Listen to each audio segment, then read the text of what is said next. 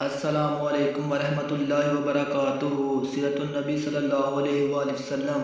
عنوان: ابراہیم کا انجام۔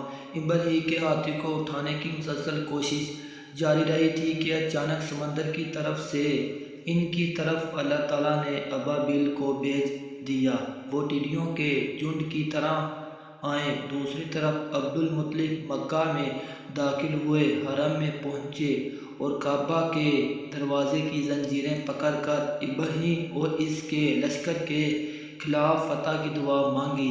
ان کی دعا کے الفاظ یہ تھے: اے اللہ، یہ بندہ اپنے قافلے اور اپنی جماعت کی حفاظت کر رہا ہے، تو اپنے گھر یعنی بیت اللہ کی حفاظت فرما۔ ابراہیم کا لشکر فتح نہ حاصل کر سکے، ان کی طاقت تیری طاقت کے آگے کچھ بھی نہیں۔ آج سلجوق کامیاب نہ ہو۔ سلجوق کا لفظ اس لیے بولا کہ ابراہیم عیسائی تھا اور سلجوق کو عیسائی اپنے نشان کے طور پر ساتھ لے کر چلتے ہیں۔ اب انہوں نے اپنی قوم کو ساتھ لیا اور ہرا پہاڑ پر چڑھ گئے، کیونکہ ان کا خیال تھا کہ وہ ابراہیم کا مقابلہ نہیں کر سکیں گے۔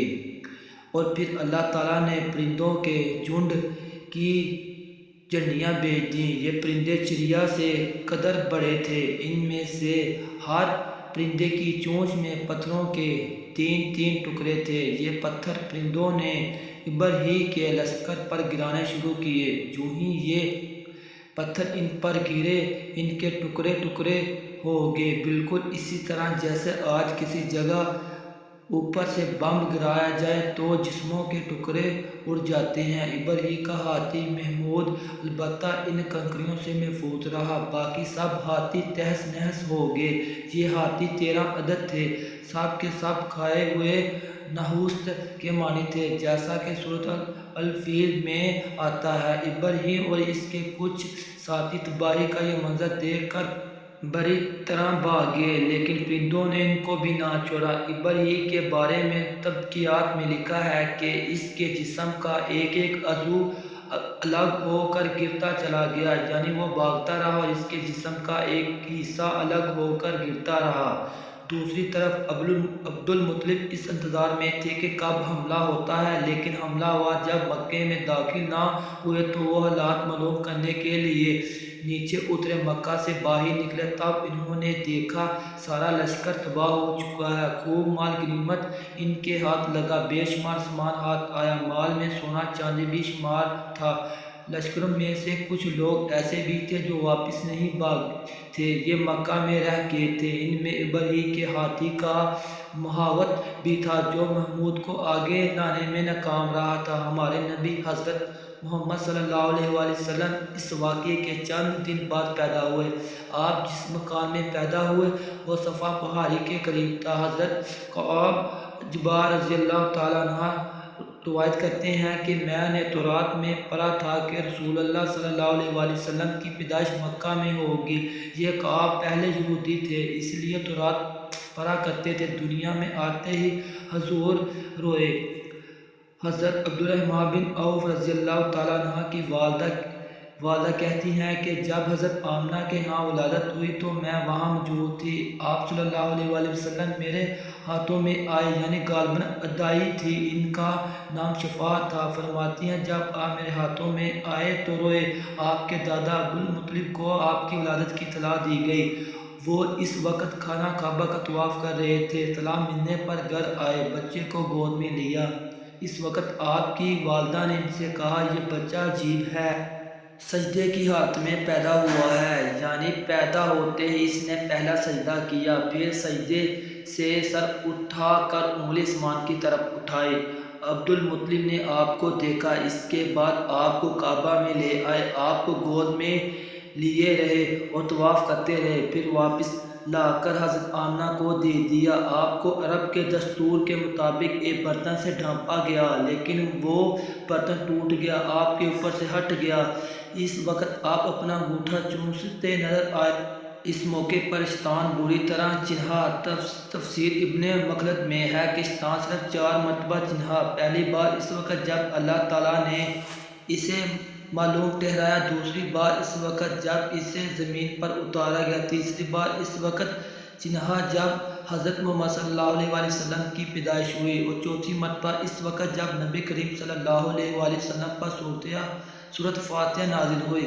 اس وقت پر حضرت حسان بن ثابت رضی اللہ تعالیٰ عنہ کہتے ہیں، میں 8 سال کا تھا، جو کچھ دیکھتا اور سنتا تھا اس کو سمجھتا تھا۔ ایک صبح میں نے یثرب یعنی مدینہ منورہ میں ایک یہودی کو دیکھا۔ وہ ایک اونچے ٹیلے پر چڑھ کر چلا رہا تھا۔ لوگ اس یہودی کے گرد جمع ہو گئے اور بولے، کیا بات ہے، کیوں چیخ رہے ہو؟ یہودی نے جواب دیا، احمد کا ستارہ طلوع ہو گیا ہے اور وہ آج رات پیدا ہو گئے ہیں۔ حضرت حسان بن ثابت رضی اللہ تعالیٰ عنہ 60 سال کی عمر میں مسلمان ہوئے تھے۔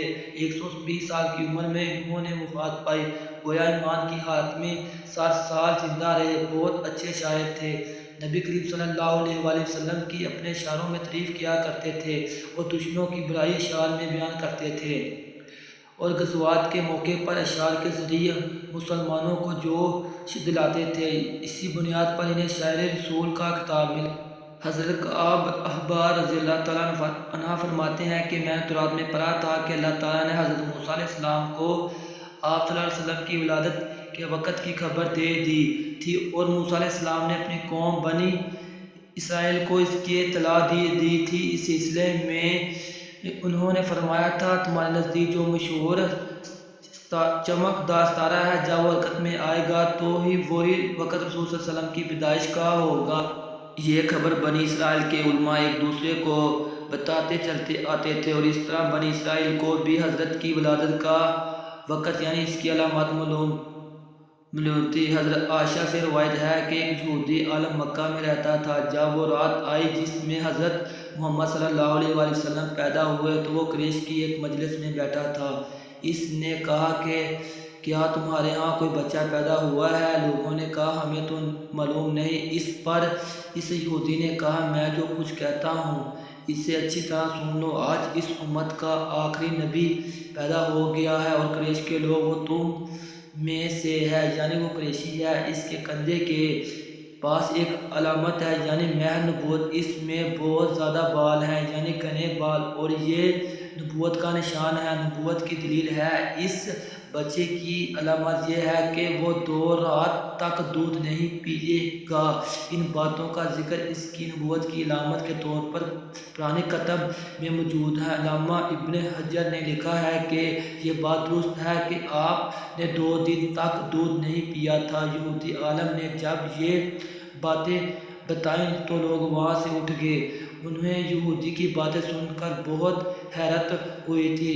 جب وہ لوگ اپنے گھروں میں پہنچے تو ان میں سے ہر ایک نے اس کی بات اپنے گھر کے افراد کو بتائی۔ عورتوں کو چنانچہ حضرت آمنہ کے ہاں بیٹا پیدا ہونے کی خبر ہو چکی تھی، اس لیے انہوں نے اپنے مردوں کو بتایا، ذرا چل کر مجھے وہ بچہ دکھاؤ۔ لوگ اسے ساتھ لے کر حضرت آمنہ کے گھر کے باہر آئے، اس سے بچے دکھانے کی درخواست کی۔ آپ نے بچے کو کپڑے سے نکال کر انہیں دے دیا۔ لوگوں نے آپ صلی اللہ علیہ وسلم کے کندھے پر سے کپڑا ہٹایا۔ یہودی کی نظر جو ہی مہر نبوت پر پڑی تو وہ فوراً بے ہوش ہو کر گر پڑا۔ اس سے ہوش آئے۔ لوگوں نے اس سے پوچھا، تمہیں کیا ہو گیا ہے؟ جواب میں اس نے کہا، میں اس غم سے بے ہوش ہوا تھا کہ میری قوم میں سے نبوت ختم ہو گئی، اور اے قریشیو، اللہ کی قسم، یہ بچہ تم پر زبردستی غلبہ حاصل کرے گا اور اس کی شہرت مشرق سے مغرب تک پھیل جائے گی۔ دوستوں، نیکسٹ